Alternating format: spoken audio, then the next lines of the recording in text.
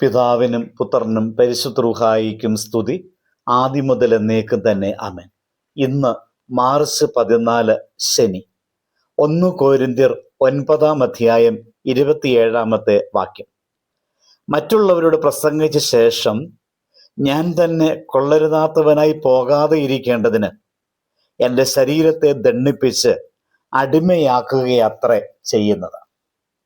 ഇന്ന് നാം ധ്യാനിക്കുന്ന വചനത്തിലൂടെ പൗലോസ് അപ്പോസ്തലൻ പഠിപ്പിക്കുന്നത് ദൈവം അത്ഭുതകരമായി ഉപയോഗിച്ച വലിയൊരു ദാസനായിരുന്നു പൗലോസ് അപ്പോസ്തലനെങ്കിലും അദ്ദേഹം ആത്മവിശ്വാസത്തിൽ അലസനായിരുന്നില്ല എന്നതാണ്.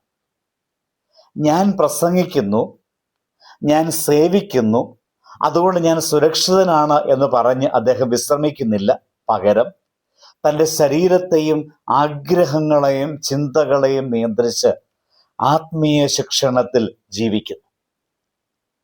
ഈ വലിയ നോമ്പ് നമ്മുടെ ജീവിതത്തിലും നമ്മുടെ ആത്മാവിനെ പരിശീലിപ്പിക്കുന്ന പരിശുദ്ധ കാലമായി തീരണം. ഒരു കായിക താരം വിജയിക്കണമെങ്കിൽ കഠിനമായ പരിശീലനം അനിവാര്യമാണ്. ഇഷ്ടമുള്ളതെല്ലാം കഴിക്കുകയില്ല, ഇഷ്ടമുള്ളപ്പോൾ വിശ്രമിക്കുകയില്ല, ലക്ഷ്യം മുന്നിൽ കണ്ടുകൊണ്ട് തൻ്റെ ശരീരത്തെ നിയന്ത്രിക്കും. അതുപോലെ നമുക്കും ആത്മീയ ലക്ഷ്യം മുന്നിൽ കാണണം. സ്വർഗീയ കിരീടം എന്നതായ ലക്ഷ്യം പ്രാപിക്കുവാൻ നാം പ്രവർത്തിക്കേണ്ടതുണ്ട്. ഒരു ഉദാഹരണം സൂചിപ്പിക്കട്ടെ. ഒരു ഗ്രാമത്തിൽ 2 കുതിരകൾ ഉണ്ടായിരുന്നു. ഒന്നിന് അതിയായ ശക്തി ഉണ്ടായിരുന്നു, പക്ഷേ പരിശീലനം ഇല്ലായിരുന്നു.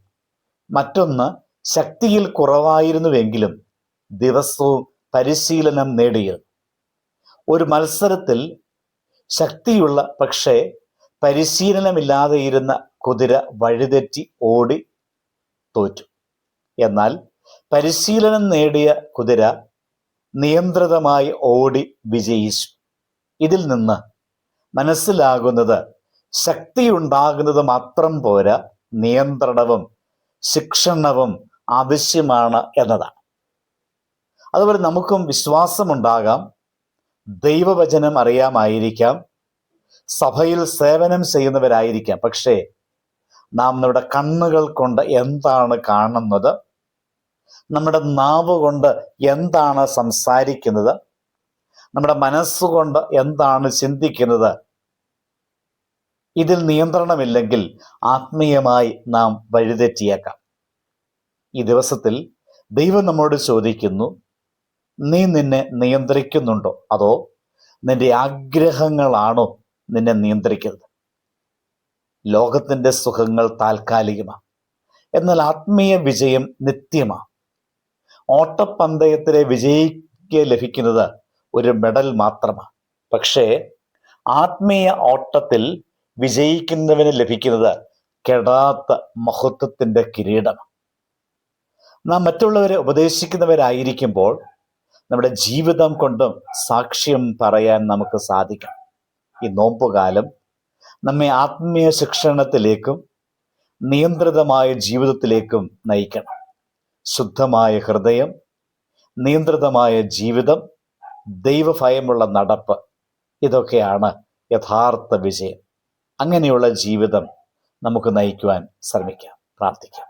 കരുണാമയനായ ദൈവമേ, ഞങ്ങളുടെ ശരീരത്തെയും മനസ്സിനെയും നിയന്ത്രിക്കാനുള്ള ശക്തി ഞങ്ങൾക്ക് തരണമേ. ഞങ്ങളുടെ ജീവിതം നിനക്ക് പ്രസാദകരമായി തീരട്ടെ. ഈ നോമ്പുകാലം ആത്മീയ വളർച്ചയുടെ കാലമായി മാറുവാൻ ഞങ്ങളെ അനുഗ്രഹിക്കണമേ. ആമേൻ. ദൈവം അനുഗ്രഹിക്കട്ടെ.